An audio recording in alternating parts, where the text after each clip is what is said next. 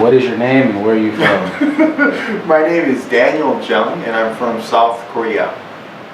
When did you decide to learn a new language and why?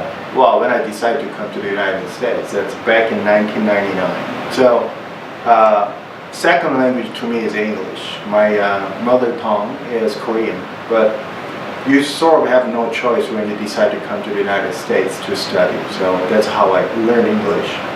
What were the benefits of being bilingual in your profession? You can sort of, so right now my primary speaking language is the English. So when you go to a meeting and you can sort of connect to the scientist who speaks the same language, same mother tongue, such as like Korean languages, and you can connect that really easily. The communication between those scientists is we can actually communicate with the Korean language and get more information about what they're doing, what we're doing more effectively, communicate. Another benefit is there is a Korean journal of the sciences, which I am the only one who knows how to read it. So it's kind of cool in a way that, oh, they found this kind of things in this journal and the people from the United States doesn't know about it, but I can benefit from knowing that fact is actually there with another language, then I have almost a benefit. What tips would you give to someone who wants to pursue a career in the science field as well as learn a new language? Okay. Career in a science field, you just have to pay attention to the detail. That's anybody who wants to be in a science field. Learning a language, same thing, paying attention to the detail, how people speak certain languages. And you don't have that kind of, if you're learning a new language, you don't have the niche as a native speaker. But you can learn as much as to get to closer to the native speaker. So I'm still learning in that process when you think about it. And then it's well, learning language is another culture learning process as well. One of the episodes is when I first come to the United States. I was wondering around why there are so many subway stations in the town.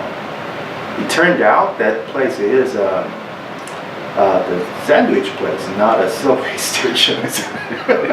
Of course, at the time I didn't know anything about it. I didn't have a lot of friends, so I opened up the door of the subway station to me, but it turned out the sandwich shop. And you've been in the subway, right? The sandwich shop, when you open the door, and on the wall there's a map, right? Yeah. So that's their decoration on the wall. So, oh, maybe this is a subway station. And I was just wondering why everybody's buying a sandwich over there. Then I thought, oh, maybe, when you're buying sandwich, then they're also selling a ticket as well, right? So I lined up there, and there was a guy who wears a Subway t-shirt with a sandwich designer. As you're learning those cultures again, that now that the Subway is a sandwich shop, and it's learning a language is another way of learning the culture, I think. So, if you learn the culture first, I think it's a lot easier for you to learn that language easily. That's about it.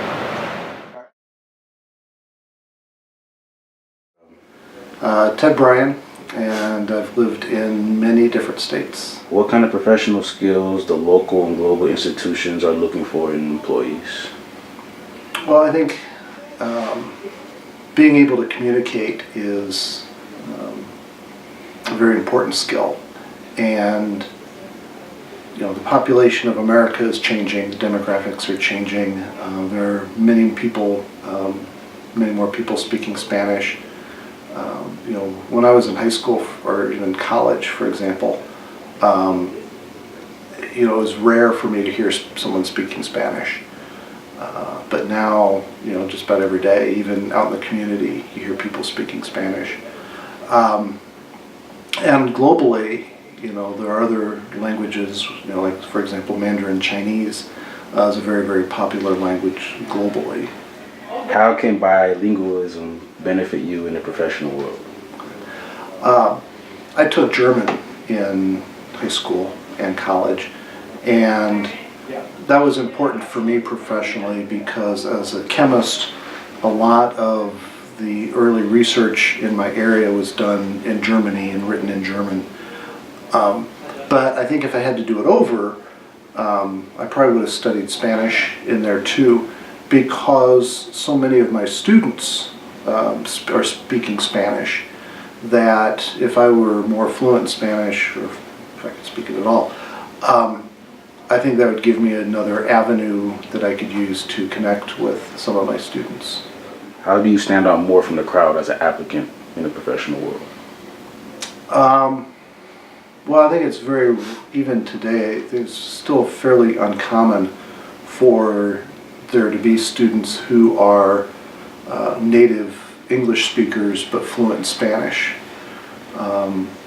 And given the political climate in America today, it might be harder for someone who's not a U.S. citizen, who's fluent, maybe a native Spanish speaker who happens to be fluent in English, to find a job in America. Whereas, someone who's a U.S. citizen but speaks fluent Spanish, that would definitely be an advantage, I think. How is it being able to relate to people with different backgrounds as equally important? As part of studying a foreign language or a second language, part of that instruction deals with culture. And I think it's just as important to understand a culture as it is to understand a language. America is becoming much more diverse than it ever has been, and I don't think you can understate the importance of being able to speak a second language. Okay.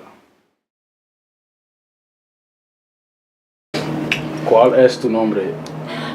Me llamo Jessica McCormick. ¿De dónde vienes? Yo vivo en Iowa ahora. ¿Qué haces para vivir?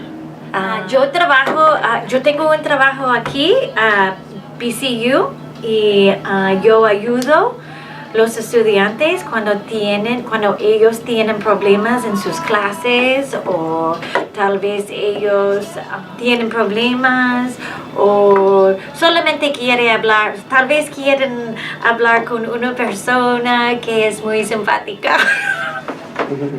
¿Cuándo empezaste a hablar español? Hace 25 años yo aprendí en mi colegio, y por 4 años, y después yo fui a la Universidad de Iowa por 4 años, y allá yo estudiaba español también.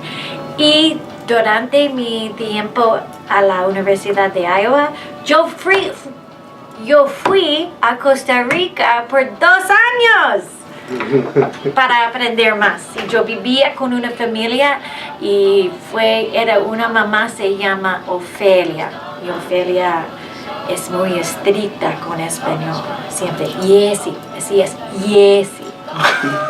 ¿Por qué es importante ser bilingüe en tu profesión?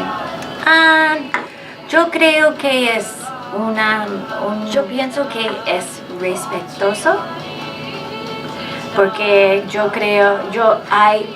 hay muchos estudiantes aquí que hablan 2 idiomas, 3 idiomas, y a veces en los estados personas solo hablan un idioma, inglés. Pero necesitamos comunicar con muchas otras personas, y necesitamos entender sus culturas, incluye idiomas. ¿Cuál consejo darías a los profesionales al cuidado de la salud que trabajan con estudiantes que solo hablan español? Bueno, la cosa es, aquí en los estados la mayoría habla inglés, es el idioma del país. Entonces, cuando se va para obtener un trabajo o quiere, un trabajo es un buen ejemplo. Las oficinas, los doctores, los negocios, la mayoría hablan español. Inglés. Entonces es muy importante que la gente habla inglés también cuando trata de aprender inglés aquí. Pero yo creo que es muy importante que ellos que hablan español todavía hablan español cada día también, porque son las personas con tu idiomas en la mente que pueden obtener trabajos más grandes y pueden ganar más y todo. ¿Me entienden? Ok.